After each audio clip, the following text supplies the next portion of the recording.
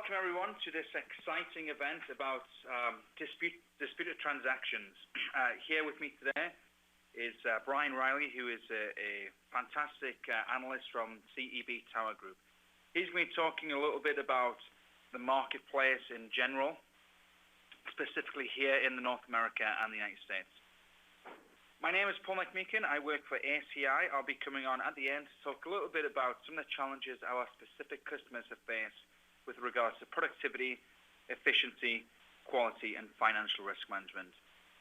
By installing and implementing Automated Dispute Manager, they've overcome those challenges. However, first of all, I would like to hand it over to Brian Riley from CEB Tower Group, who's going to be talking about how you can shield yourself from disputed transactions. Over to you, Brian. Thank you, Paul, and welcome to our session today. Typically, disputes have been a very mundane aspect of this business, and they typically cost a lot to handle. They take you out of a production flow, and many times they're just viewed as a nuisance. But there's a lot going on in the market today that really bring these up to a situation where they do need a lot of attention. And one of the things we'll talk about is how some of the automation can help the processing, and also how some of the changes that are going on in the card business really make this more important, particularly as we look forward to EMV implementation. So in today's session, we'll talk about four core things. First, we'll give an overview of the U.S. card market, talk to why disputes matter, and some of the strategies that are going on in the industry, and then, of course, the supporting technologies. The first important view of the card industry is that revolving debt really peaked before the recession. From this chart on page 3, you can see that at 2000, the U.S. market had hit $1 trillion in revolving debt. And with some of the defensive plays that went on in the industry as far as decreasing contingent liability and also tightening up credit lines, you can see how it's really locked itself into a languishing number of about $850 billion. This side, we see this curing within probably by 2020. But over the course of the next year and a half or so, a lot of issuers fighting for existing customers today and really not seeing a lot of movements in their portfolios. Now, generally speaking, debit card usage has outpaced credit card usage, and from a revenue perspective, that's concerning to large issuers. Large issuers have to maintain a balance of what kind of cards are being used in their operation because of the revenue that comes on the debit card side has been diminished through the Dodd-Frank Act, particularly on the interchange side. But also as you're in a situation where your revolving balances are not growing, you have an inherent challenge of decreasing interest revenue for your issuing bank.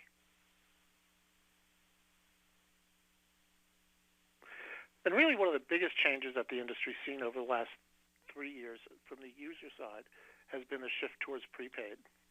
And from these numbers, you'll see how American Express's Bluebird card has really taken a position from having no market share in the branded card space in 2011 up to where it's well over $1 billion and on its way to $2 billion. And these are typically bank card customers, very far outside of the typical American Express sweet spot, which is your FICO scores above 720. As they work their way in with partners like Walmart, they're dealing with prepaid customers that would traditionally fall along the bank card lines. And also when you look at business cards, pretty strong market at this point, but we think it's undervalued in where it could be. Business cards today have a market in 2014 of being slightly north of $300 billion. We see debit cards in the stack above that, having about another $75 billion, and then also of the total spend, which is $500 billion in the business-related market, we can see almost about a third of those coming through the pipeline on consumer cards that are, we call them shadow credit. They're consumer cards that are being used for business purposes. But the takeaway here is that a lot of changes going on in the portfolio and the product mix. You could see some of the issuers, if you take a look at Citi here, that's actually lost scale between 2012 and 2007, which is something that's never been in that business's market. They typically have been growing at the rate of 10 and 12%. The biggest improvement from portfolio size has been Capital One, but that, of course, has been increased substantially by the acquisition of HSBC's portfolio. J.P. Morgan Chase, even though it shows a growth of 131%, is starting to taper down its results as it looks to the U.S. market as one that's really saturated. A lot of regulations. Something that also bears its way into the card business from a profitability perspective is annual card spending. And you'll see some various numbers. The interesting points here are the driving factors of issuers that are very strong on reward programs and how that influences total spend.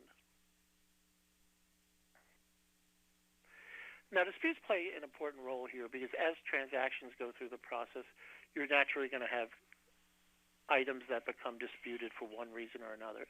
It might be an unrecognized charge, but at the end of the day, it does represent lost transactions. And when you start losing transactions, you're impacting things like customer service satisfaction.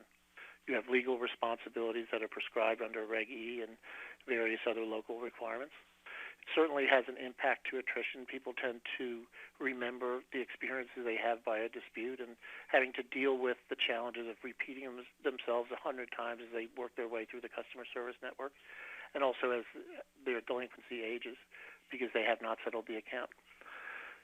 And also on the other side of the coin, a dispute can also be an important indicator to an attack to your fraud system, or some hole that can represent a transaction that might not be as pure as others.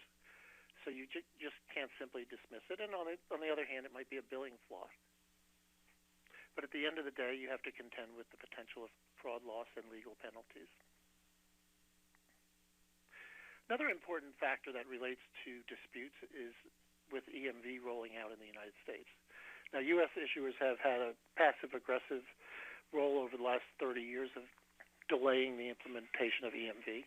And one of the reasons is we typically have had a very strong fraud infrastructure, where every transaction in the United States since 1985, even if it's literally a penny, will go through the Visa or MasterCard authorization networks, where there's a lot of vetting that's done. But under the changes that come through EMV, the least compliant party will be the one that's liable. And the least compliant party then has the responsibility of eating the transaction. Up until this point, it's typically fallen on the merchant's shoulders. But with the liability shift, issuers that do not have their own EMV plays will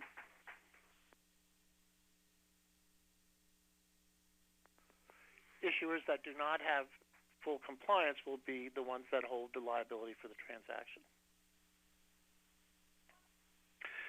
Now, disputes go through a structured process as they go through a operational system. And the first is that the consumers have to identify the rogue transaction within 2 full billing cycles. If they do not, they have to eat the liability themselves. Issuers then have the requirement to acknowledge within 30 days, and then from there move into the area of investigation. Now, when the transaction is in the investigation status, customers cannot be adversely affected by the transaction. So that means that there has to be the transaction has to be pulled out of their open to buy. They still have the ability to purchase as this is being done in most cases. If there's some habitual delinquency on the account or some other specific reason why they would not, they're not required to comply. But if there are exceptions, you have to be able to document them. And certainly the customer is able to withhold the payment on the disputed amount during the transaction. That doesn't mean that they have the ability to withhold their payment in total. They can withhold that portion that applies to the disputed amount. And as it moves towards resolution, card issuers have a requirement of resolving it within 2 billing cycles and not to exceed 90 days. And also the failure to work within the prescribed dates can add penalties to the card issuer. So at the end of the day, the dispute is really in the customer's favor, win, lose, or draw. Now, the ability to track a customer's ability to make sure that they're not abusing the dispute process is certainly important. But generally speaking, if the customer is following the requirement dates, if you as an issuer fail to conform to that, you have the liability of just eating the transaction with potential penalties. And one of the things that can happen in a card transaction is that the description on the billing is not really pure. And we found this to be a very significant number of exceptions that come through. This is my personal debit account statement. And you'll notice that there's a line item here which is really indecipherable. The one we flag is KT James, Tampa, Florida. You could certainly read your way through the one below it, which is Gigi's Cupcakes. But in this transaction, I really don't have good visibility of what it went through. And this can cause a customer to dispute the transaction. At the end of the day, you'll find that this happens to be a gas station, and this is the corporate name, but this $12.84 is not something you would necessarily connect.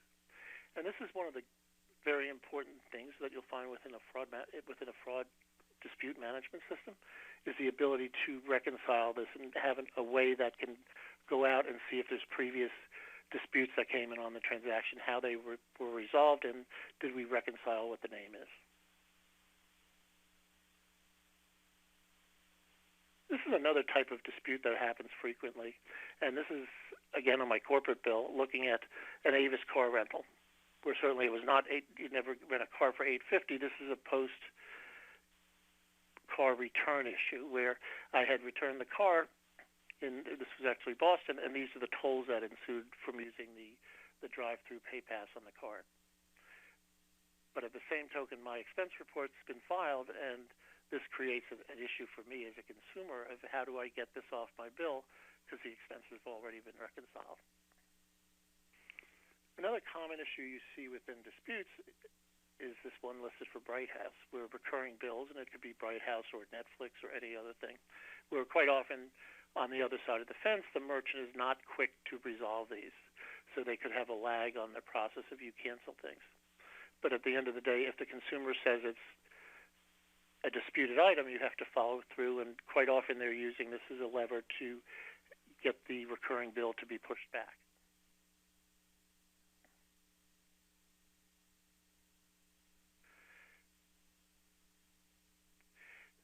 So within the various strategies that go through this, the whole thing that it's based on is that you've got three core channels here. And the first is the customer input process.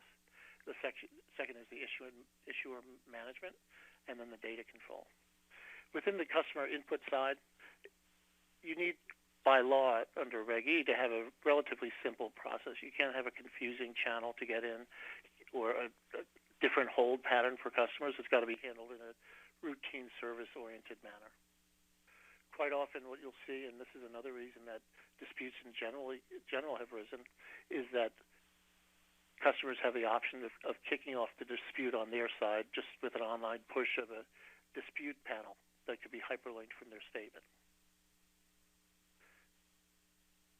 When you're allowing the statements to go through online, or whether you're gathering it through the phone system, it's really important to have concise classifications of these disputes. You just can't put them in a big bucket that says disputes. It's got to break it down to, is it a revenue issue? Is it a potential challenge to core processes? Or why is this coming in, and what type of challenge will it be? Will it be the issue of a recurring payment? Is it something we don't understand, the descriptive billing, and so forth? On the issuing side, because there are important dates to manage to, it's essential to have some sort of an aging system, and certainly then a queuing process that feeds these resolution items to the representatives. And they've got to have some kind of logic in the sub-prioritization so that you don't necessarily just do it all by date, even though date should be weighted into that. Severity of complaint, if it's a potential fraud challenge, also becomes important. And also being able to manage the flow of documentation, because as the investigation begins, we start following between the issuer and the merchant to decide how much liability is on the transaction, whether it's the merchant. You want to also be able to start building a database of what's going on the merchant side, as far as, is this something that receives perpetual challenges to, and does it create additional friction in your system? Certainly it's something that requires a systems-driven process. As far as data management, we're focused on things like the customer incident. Is this just a customer that always complains about everything, and it's not necessarily faulty goods on the merchant side? Is it something that they use to defer a payment transaction? Or, at the same token, does it represent a challenge within my merchant base? Is it a merchant that should be repriced or penalized because they always have returns? Is it an issue that there's not clarity in what their terms are? Is it a challenge where they do recurring bills, but they're kind of tricking customers into getting a free something on the internet, and all of a sudden it starts becoming a referring bill? And also, what kind of transaction is behind all this? So, just a recap on what we see from looking at unrecognized transactions. This is a study we had done with several major issuers a couple of years ago. But it shows you no authorization on file is a pretty significant channel. Transactions that might occur on a user's account where they just have no conception of why it's there. And this would be a bucket that gets classified from reviewing the dispute with the customer. And it's quite often a signal that there are potential fraud issues on the account. And in many good cases, you want to be able to link your dispute system up to your fraud system so it can start looking at deciding whether or not that's an action that's required. Canceled transactions tend to be more of a merchant side issue, where I want to shut Netflix has an increase of $2 this month, and I want to shut them down. And it's important for me, the consumer, to know that I just can't shut it down in midstream. There's typically a requirement that says I have to keep it until the end of the month. So it might be a transaction dispute that gets rejected at another point because they were within the terms, but there also has to be a way to manage the customer out of the process. We saw about 5% of the transactions came in as duplicates, and that happens frequently in the internet world, particularly when transactions are done with smaller business. Not typically your Amazon will have edits on it if they see duplicate transactions occurring, but when you're dealing with smaller companies, we could see that. Low level on service disputes, we saw that as only about 1% of the volume. The unrecognized charges falls into the category that can often be commingled with the no authorization on file. That's key to what we saw before. The transaction item I couldn't personally identify, but it turns out it's a small gas station local to Tampa. Unauthorized user is typically a friendly type transaction. It might be a child using a parent's credit card, or it could be something along the lines of lost and stolen. But it's important as you look at the dispute transactions to be able to classify them in some form or another, with certainly some kind of systemic feed on the back end deciding what should happen next with these accounts.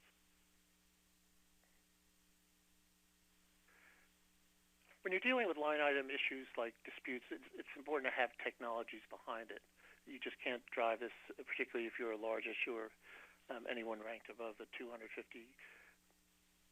range as far as transactions, to be able to do it manually. And it kind of resembles the flow of a payment transaction. So you can see in this box, we start with cardholder dispute transactions, and they feed into, from the point of sale to the issuer feeds a dispute to the payment network. Payment network identifies it to the acquirer. Then the acquirer will then push out the exception to the merchant with a requirement to typically define the issue, either send me a copy of the signature or resolve the problem. And then it reverses the flow. As the merchant resolves it, it goes back to the acquirer through the network, back to the issuer, and with a disposition to the customer. Now, the customer has the right to arbitrate if he disagrees with the answer on it, and it could push its way back through. It's really important as these go through these various steps. On your routine dispute item, we can see transaction expenses be in the mid $3 range, about $3.65 to resolve a quick kill dispute. But as these go deep that require investigation, these can certainly come up in the range of $25 to $30 as they go into escalation.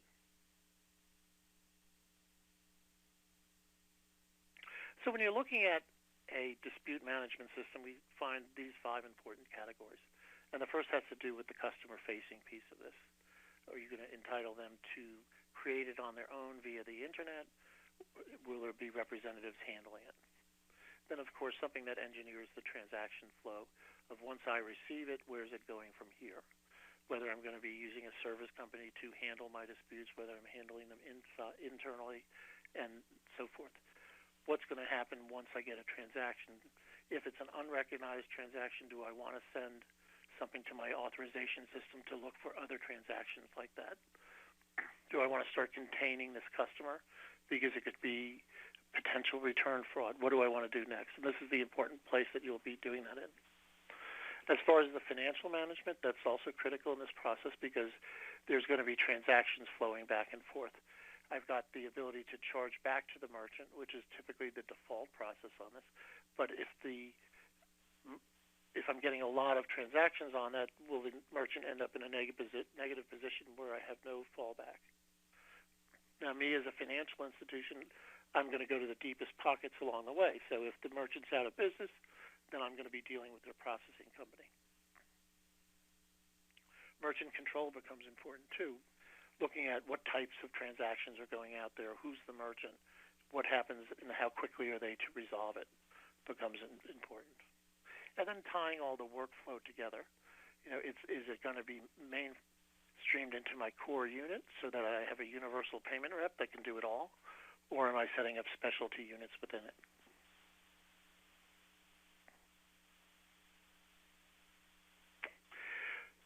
So that was a quick view of how the processing flows. The essential things to think about with disputes are, as mundane as it may seem, disputes have the ability to be an early recognition system for fraud accounts.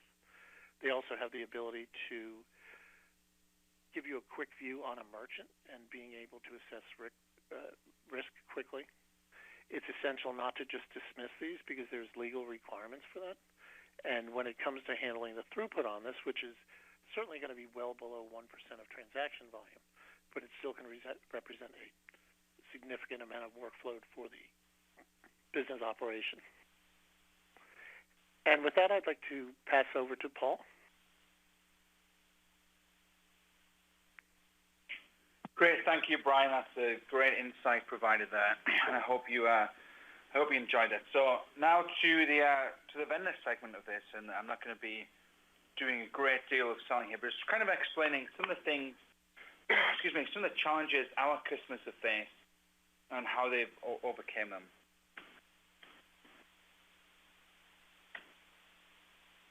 So to begin with, just for clarification, ACI partners with a company called Lean Industries, who provides dispute management solutions for both issuers and acquirers. A small firm based in Canada, but have deployments across the world. So really what we're trying to bring to market, or what we have brought to market, is what we like to think is a high efficiency automated dispute management solution, which really helps to lower the cost of labor intensive disputes. It lowers the cost to improvements in productivity, efficiency, quality, and financial risk management. So as Brian mentioned a few times, there's many different market challenges throughout there. And when we're talking with our customers, what they tell us is that they say, hey, we are facing increasing financial losses, and this stems from the Great Recession a few years ago. There's pressure on the margins. We all know, particularly in the United States, of the Durbin Amendment wiping away interchange fee, or in Europe, the multilateral interchange fee regulations which are happening right now. But also with that, there's some complicated processes. When we speak to our customers, they fall into two categories. One is that they've built their own dispute management system over time, and the people who built them are no longer with the company. And the second is that they actually do some of their disputes in Excel, which as they started as a small bank with 10 disputes a day, it's manageable. But as they've grown through acquisitions, it's becoming harder and harder. They just can't scale. Also, high staff turnover. So training people up to be dispute analysts may take 7 or 9 months for some of our customers. However, the turnover is quite high. One previous prospect we talked to said they have turnover between 20 and 30% of the dispute stuff. So there's a lot of wasted money being there. And also, lastly, customer satisfaction. As Brian mentioned there, dealing with a dispute can be a sensitive subject. So customer satisfaction and brand reputation is certainly at risk. These are some of the challenges which our customers have faced. So In Q1 of 2014, we surveyed the top 70 issuers in the United States. And we said, hey, what's your biggest challenge in managing disputes and chargebacks? And there's a bunch of questions I'll let you through out here. So the biggest one is customer satisfaction and lack of automation. And this really hones in on what we talked about earlier of it's a sensitive time for someone to go through a dispute. One of the Lean's original customers, Wood Forest National Bank, there's a great case study of them showing how they grew their branches within Walmart, and the clientele which Walmart serves is the same clientele as the bank. And some of the people are living paycheck to paycheck, so if there's a dispute, it can be a financially frightening time and also insecure for the customer. So customer satisfaction is very important. And to support the growth of many of the people we speak to, is automation is important. So there's this concept of a swivel chair effect. If you can imagine sitting down in a chair at facing 12 o'clock, you spin around to 9 o'clock to do something, on a different screen you spin back around to 3 o'clock. So the swivel chair effect, moving around from screen to screen, really impedes productivity and quality. So bear in mind the top two things of customer satisfaction and lack of automation as well. So market challenges. So what have our customers done? So challenge one of increasing financial losses. So we know that market dynamics are leading to more disputes, more transactions happening, which disputes are going to be rising. Back office overhead and labor cost structures are rising. The dispute write-off thresholds are rising as well. And as Brian mentioned, fraud is increasingly becoming a big problem. So what he said is that you can resolve more cases in your favor with a structured, standardized, payments-based dispute system, which really allows for better control over direct and overhead costs. And we really think that an automated system, whether it's ACIs or you build your own, will really increase the number of dispute and exception transactions work. And this really allows you to modify your strategies to allocate resources to cases with the greatest chance of resolving. So you won't put the most experienced member of staff on an easy case, and you wouldn't put a rookie on a complex case. So one of the customers, one of the ADM, Automated Dispute Manager customers, they were able to put operators on disputes that they know they have a better chance of resolving in favor. Rather than trying to work exceptions, they know they'll probably lose. So the experienced staff can judge by the information they have if they're going to win or lose, and they'll work on the ones that they think they're going to win. So challenge two, margin pressure. So as I said before, revenues to issuers are falling on consumer payment transactions. Salaries, wages, office supplies, telecom, all you name it, overhead expenses are on the increase, the rebounding. And industry fees are significant for retrieval requests and chargeback processing.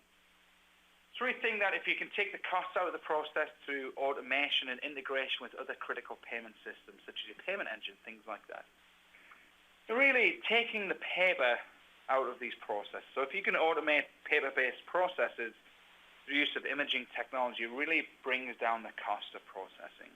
Also, manual procedures such as sending out notifications, things like that. If you can automate these procedures to the use of barcode technology, it also helps bring the cost down.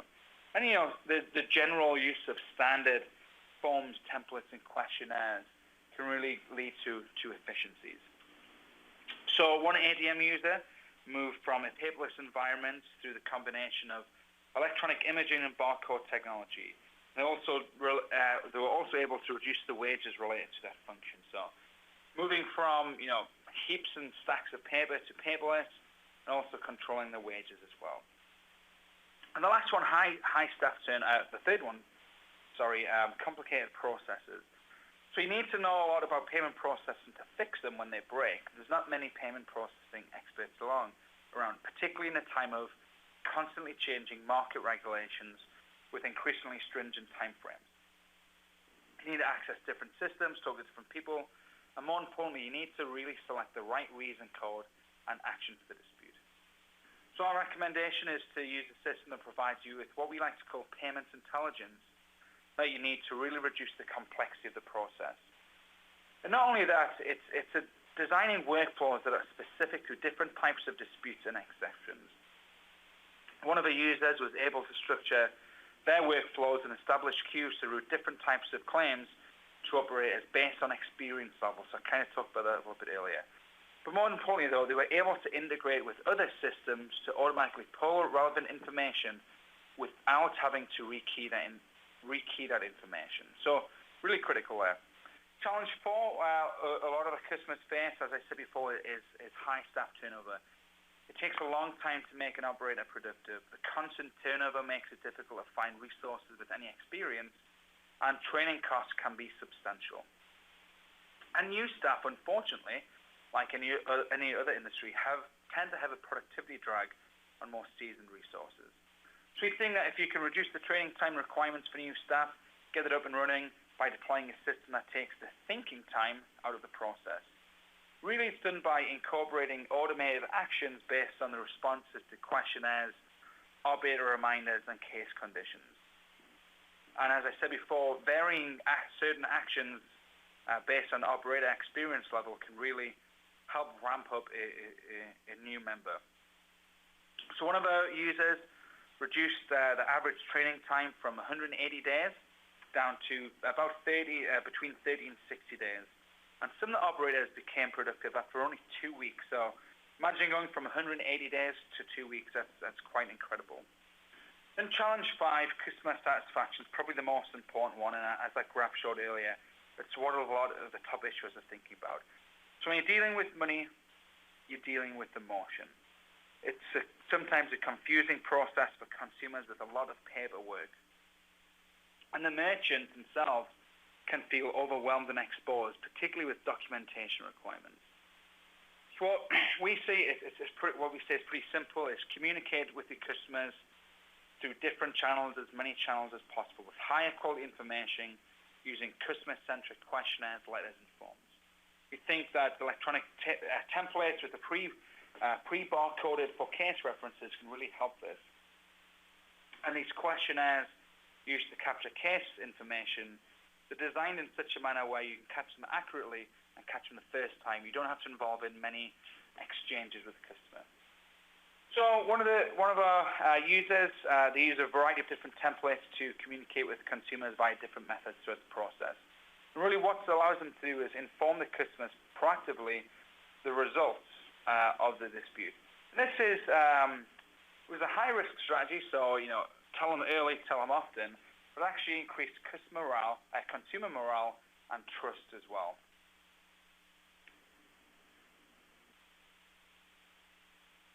One of the big things we asked about was how much manpower is spent on a dispute during the resolution. So almost 60% of the issuers spend more than an hour and a half resolving this disputed transaction. And that's not, 90 minutes sitting down, pounding away at the laptop. That's 90 minutes spent over a few weeks. So as we set out there, I said, hey, this is all well and good. You face these market challenges of, we want to automate things. We want to, increase customer satisfaction. We said, what's your priority in the next 12 months for improving the dispute management process? And overwhelmingly, as you can see, optimizing the workflows is the number one priority for issuers in the North America for improving the dispute management process.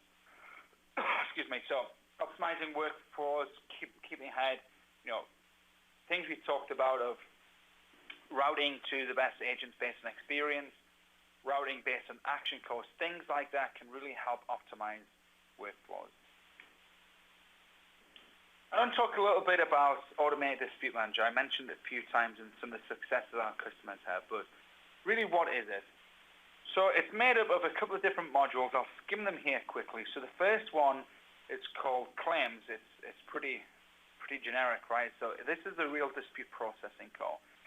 And as you know, as Brian said, dispute processing is governed by rules including the Visa and MasterCard network rules, government regs such as Reg E and Reg Z in the United States, and really internal performance level rules that are set by the bank.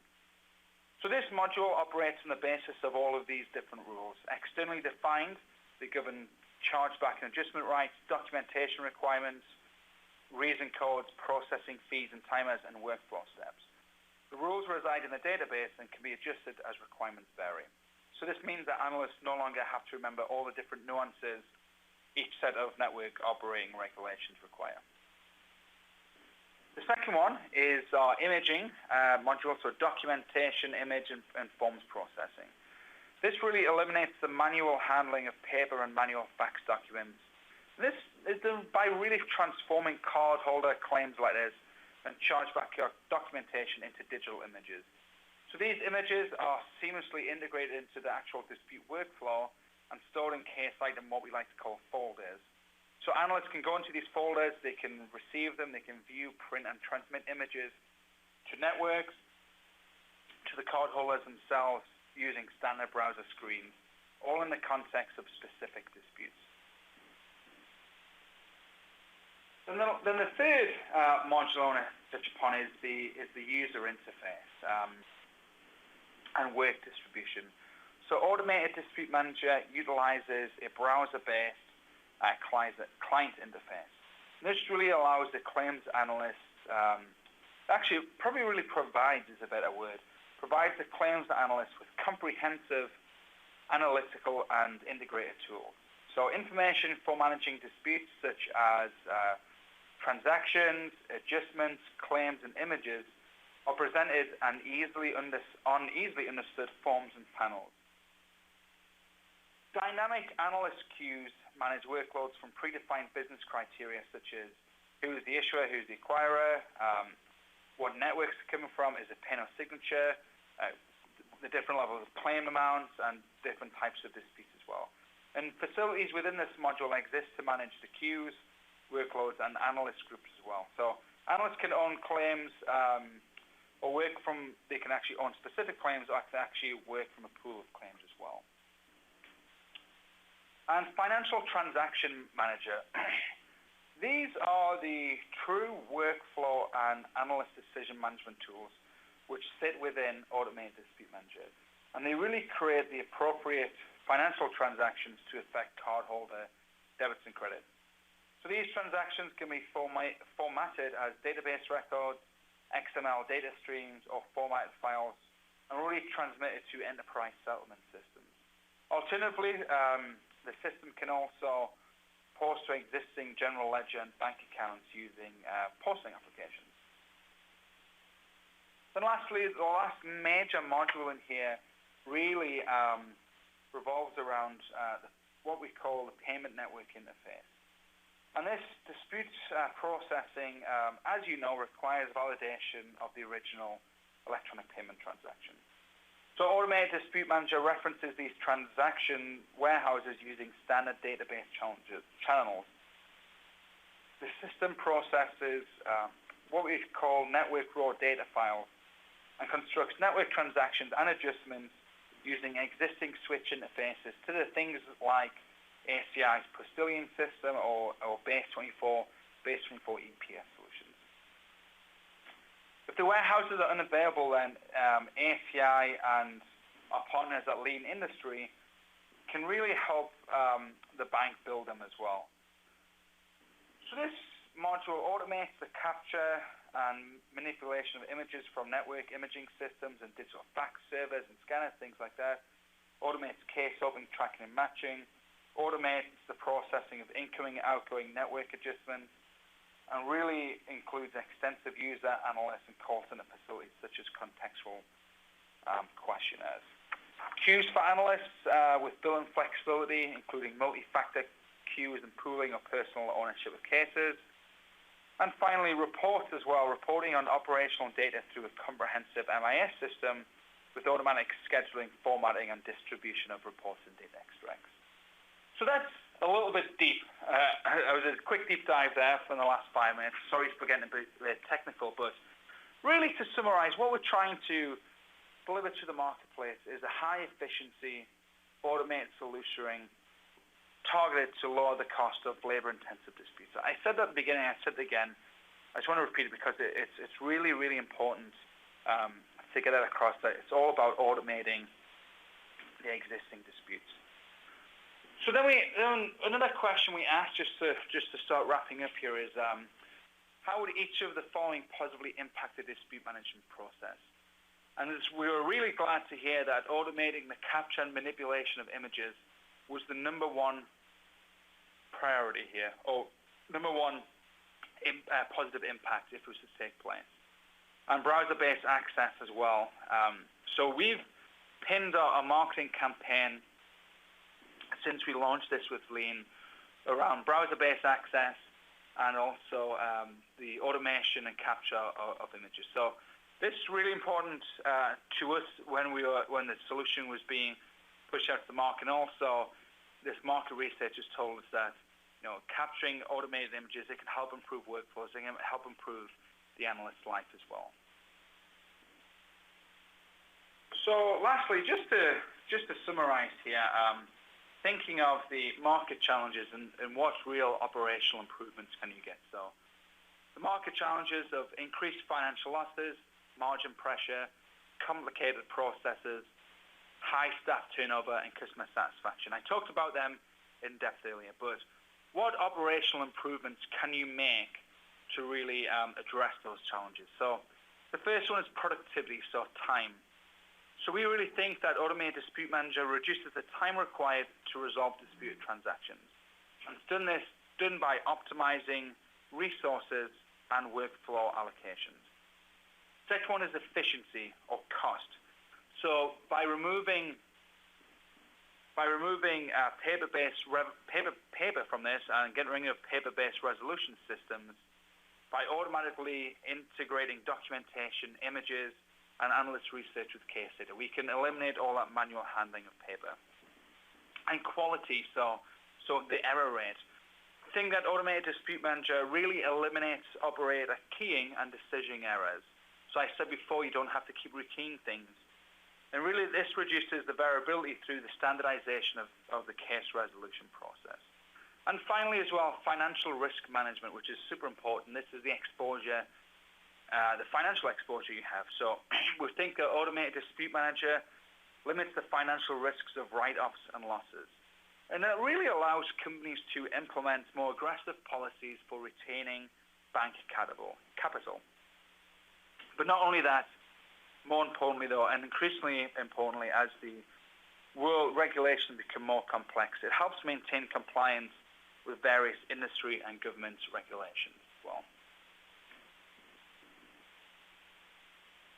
So that's all we had planned for today. So thank you for joining. Look forward to hearing from you again soon. And I extend my thanks to Brian Riley from ACI and Tower Group for coming along and giving us a great presentation. If you have any questions, in the meantime, feel free to reach out to ACI at aciworldwide.com. Thank you.